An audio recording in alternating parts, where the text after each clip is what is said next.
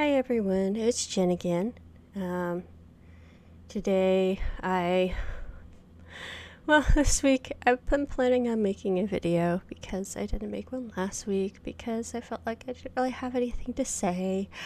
And then this week I kept having little moments in my busy schedule where I felt like I had something to say, but now the weekend is here.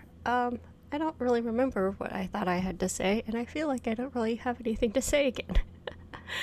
But let me go ahead and update you for those of you who are following my project and my general day-to-day life, how things have been going. I have been making some breakthroughs mentally on the endings and taking a step back and looking at the endings as a whole. I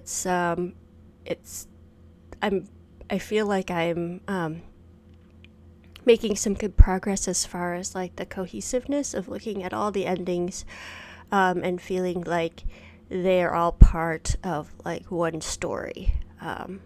So yeah, I think that fleshing them out and running by some of my ideas to some of the people, getting some feedback has really been helping me kind of direct my focus as to like where I can kind of like lead up to my endings a little bit better, because I feel like the endings themselves are well planned out as far as like telling the end to like a complete story. Now I'm more concerned with like the lead up, because I don't like endings that just kind of come out of nowhere. I think it's lazy. I think it's okay to have an ending that's somewhat surprising or that might be unexpected, but in those cases I feel like the viewer, the reader, the player should always be able to like look back and say, oh yeah, now I see how this ending could have been led up to, because there were all these little breadcrumbs that were just like slowly being revealed that I didn't realize it was going to go in this direction, but like in hindsight all the clues were there, so there still should be some kind of foreshadowing. Otherwise you get I don't know, you get what I think is kind of like lazy storytelling that feels like it was like a last minute decision in some executive room to like to like just make some twist out of nowhere for, I don't know, budget or whatever reasons. As I've been working on the endings, I realized that there is a whole series of endings that require that take place where the player or the main character of the story has gone back to their own original world, which is like, assumed to be like the same modern day world that like we exist in. And they end up getting some text messages, and looking at the dialogues screens for having like this text exchange, like I didn't think that it felt right. Like it just felt really unimmersive to kind of see this long box down here at the bottom and to be told that I'm reading a text message when I, as a visual novel, I could just show it as a text message. So at first I started investigating the bubble text that's built into like the newest versions of RenPy, which is a very definitely cool feature that I feel like I want to maybe use at some point in one of my projects going forward. But it wasn't what I was looking for to like kind of emulate a phone screen, because the text does not like stay, the bubbles do not stay, and I felt like there would be a lot of like customization that would be needed. That would probably there would be an easier way. So I did find this link online that I will link in the description below for somebody who had made a phone text system by altering the NVL language, which or the NVL, dialogues and stuff, which I wasn't using NVL for this project anyway, so it worked out really well for me to just take their scripts and alter them to fit my project, which is nice because then you can just click and you can just you can embed images into or whatever, and I can have the player choose their response, and then it can pop up on the phone screen. And I felt like this told the players that, oh, you're getting these text messages, without having to tell them that they're getting text messages. So anytime that you can show and not tell is always like a bonus. I feel like a picture tells like 1,000 words. And with visual novels, that's something that we have in our toolkit, an extra tool as a storyteller that we don't have it in written novels. And it's really cool about visual novels is that like you can sometimes like choose where you're just going to narrate, because it'll either save you a lot of like time and effort as far as making assets goes, and there are certain things that are sometimes better left to the player's imagination if it's just told through narration. But then you can also choose to show things with actual visual representation. And for the most part, the player base really kind of like accepts these trade-offs as like without question. So I probably could have gotten away with just having like text dialogue without using this customized text dialogues to show the texting.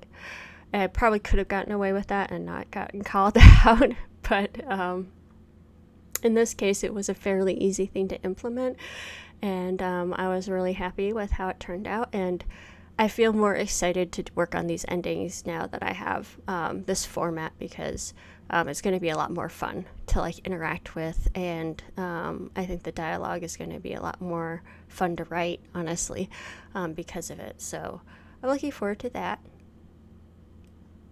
The one last thing that I can remember that I wanted to talk about this week was I was watching some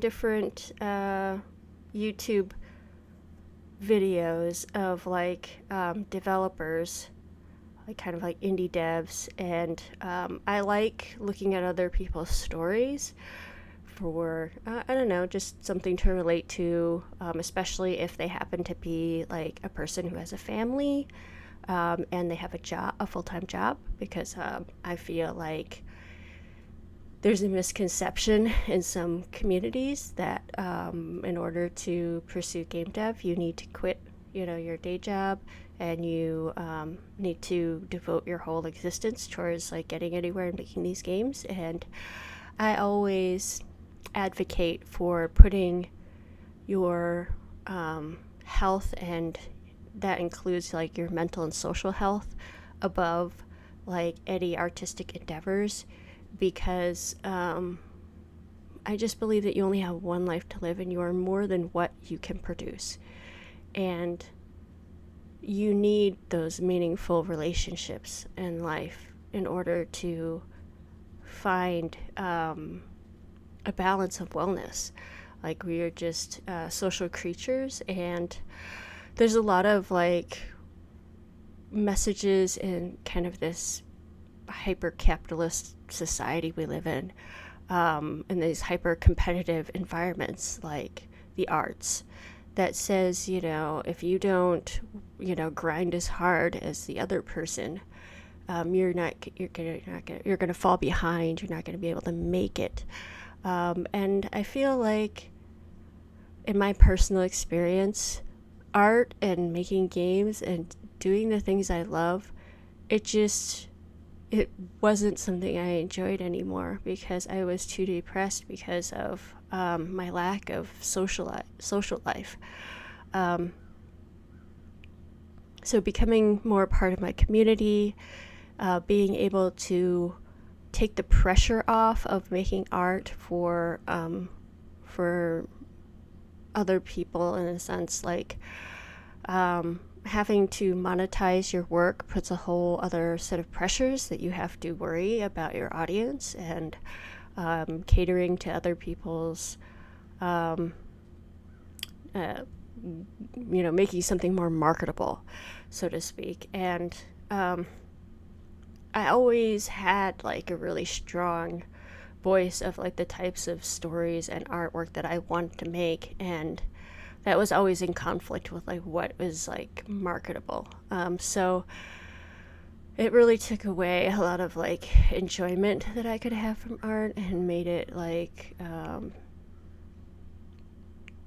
somewhat of a miserable experience for me that I couldn't break away from because I had put so much of my life and identity into like creating art. And it's only now that I can like make art sort of on my own terms, and it doesn't define who I am. Like, I don't really go around telling people that I'm an indie dev or I'm an artist.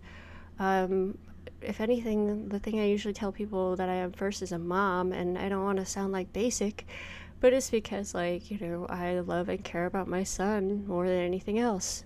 So that's that's probably one of the things that I'm going to bring up first when I introduce myself, because he's always in the front of my thoughts. And, certainly there are people out there who aren't going to define themselves that way, and there's nothing wrong with that. But I just want to show that it's possible to, like, have fun with these things, and, like, you can still, like, live a life outside of game dev. And the other thing that I wanted to talk about, because I don't see it represented a lot, is that I am not well-to-do. I just throw it out there. I'm poor. And I don't see a lot of that represented, obviously, in like social media and stuff. Like, I have some privileges that that other people who are living in poverty like didn't have, in the sense that like I grew up in a fairly middle class environment at the time. But as far as my current financial situation and pretty much my entire adult situation, I've sacrificed a lot for going into the arts. And, I work for a library. So anybody who would like Google what a paraprofessional gets paid working for the library would know that it's not a living wage in like most places in the United States. Like, I work full time, and my husband is he's unemployed right now because he's taking care of my mother-in-law, who is basically a paraplegic, who's had a stroke and is going on 2 years of needing pretty much round-the-clock care. We are fortunate to be in a situation where we're okay. We're making things work. But the reason why I'm telling this to the world is not to get any sympathy, because I am like pretty happy with my life and what I have. It's just I want people to understand that like game development is also really great, because I feel like the barriers to getting into game dev are lower than they've ever been. And for me, I find it to be a very inexpensive, practically free hobby at this point, because, I built my computer back in like 20, trying to think. It was before the start of the pandemic, and I'm still using it, and I think I invested like $600 in it at the time. And nowadays I probably wouldn't have built my computer because of like how expensive graphics cards and everything has gotten due to like semiconductor shortages and the kind of the rise and hopefully now the fall of like cryptocurrency. Like some of these computer components will be cheaper now, so maybe it'll get like worth it again to like build your own computer. But regardless, it was like a big investment up front for me. But now it's like I'm set probably for the next like 5 years or something, and then I save. So I'm already saving for my next computer now because that's how long it takes me to save up for these things. And the same thing was kind of like with my tablet.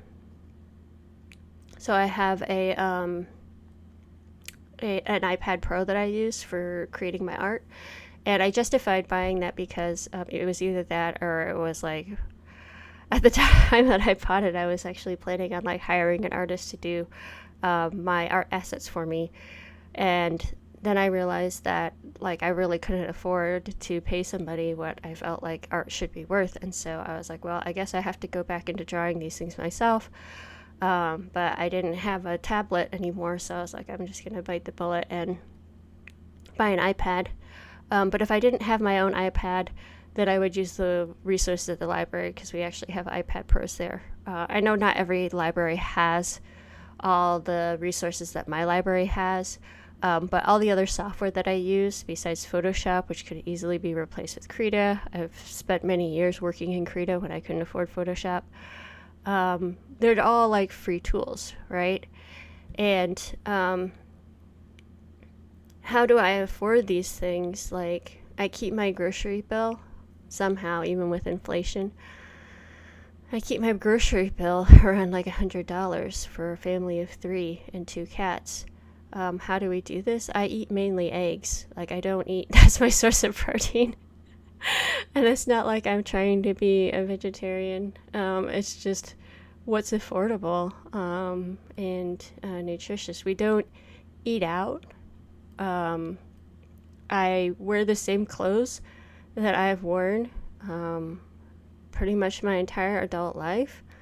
So I have like maybe like maybe like 3 pairs of pants that I wear and like 5 shirts for work, and then like maybe a couple like big oversized t-shirts that I like to lounge around in, and some sweatpants. Like I could probably fit my wardrobe in like a suitcase because that's all I really need. And yeah, I have some pieces of clothes that I've had since like high school, so it's a little ridiculous. I'm trying to think. So I just save money on everyday like life, and to some people it might feel like deprivation, but like for me, it's what I'm used to, and it doesn't bother me. And in the long run, even if game development, certain things like having a computer, having internet, you probably do need those things in order to comfortably game develop. And those are a big investment up front. But like once you have those things, like I don't pay money for any other type of entertainment. I just either like watch, videos that are available for free online, or I play free games, or I don't do any of those things and I just work on my own stuff. So, what seems like kind of a big upfront cost actually saves me a lot of money over the course of like several years. So I am like in saving up like money for when I will have to like replace this computer or update this computer. And that money is saved by like basically not doing anything that requires money in my everyday life. Like I don't go to the movies. I don't go out to eat. I don't buy coffee. I have my own little like coffee maker at work that I brought in to my office, and I make my own coffee there. Because I don't ever buy lunch out.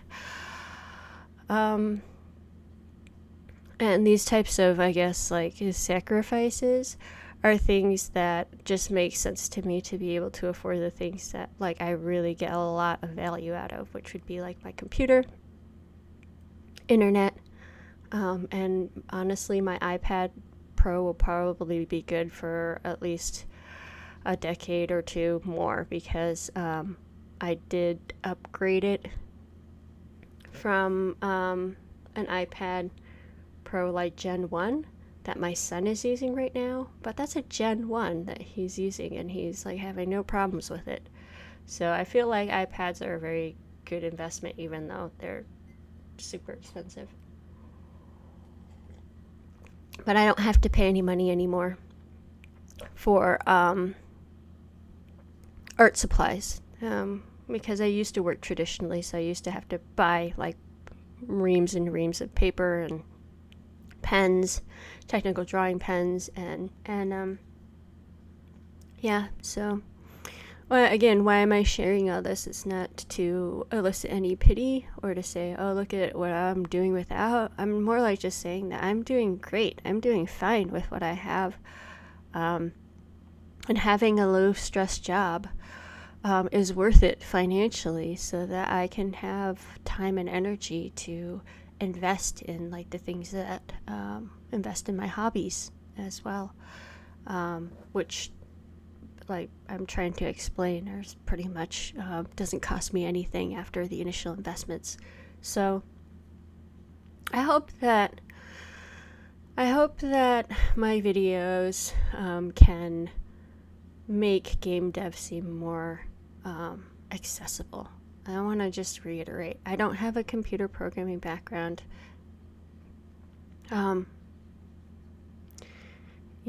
It's my son, who is like just turned 10, is making games now. He develops games for Roblox, and he's dabbled in Unity, and he's taught himself some Blender. He likes to do 3D games, so I don't even like give him any advice about anything anymore, because I don't develop for 3D platforms, so I don't know what he's doing half the time. And although I love him to death, I'll be honest, like, he is a normal kid. He is not like some kind of genius or like especially smart. Like, he is normal. He struggled with reading, and he was below grade level like up until like second grade. I think like he really struggled with language arts. And through some hard work and like a lot of summer reading, he's caught up. But he's nothing exceptional as far as like his academic skills or his like talent or anything. He just puts time into it, and that is the thing that's that's the biggest resource in life in general. And it's something that as I guess as a worker who doesn't make a whole lot per hour, we're used to selling our time for pretty cheap.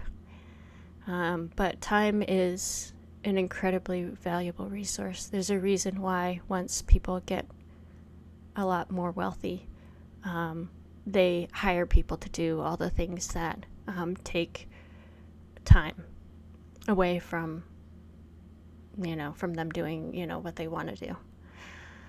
It's something though that every human is born with, I guess, entitled to.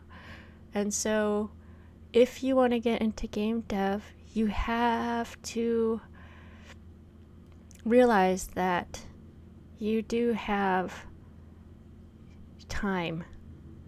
You just have to make that time yours. And I work on my projects a little bit every day. And that's really all it takes to get things done. I look at my my catalog of like the things that I've done since I've started developing in the last 3 years, and I've really made a lot of progress that I'm proud of. So it can be done, you can make time if you have the desire. And I would say it's not like a discipline thing, it's not a hard thing, because when it's something that you enjoy doing, like the way that I enjoy developing these projects, it's the same for me as like sitting down and like watching YouTube or something. That's how much I enjoy it. In fact, I actually enjoy it more than watching YouTube, which is why I do it. So when something is, that enjoyable, then it's not work, and you don't have to force yourself to do it every day. You just want to do it every day. So that's where I'm at, and the general message that I wanted to keep this channel going for is to just let people know that it's accessible if you want to do it. So I hope that this video can serve that purpose. Hope everybody is having a good week, and thanks for tuning in, and take care, and don't forget to enjoy the process. Bye.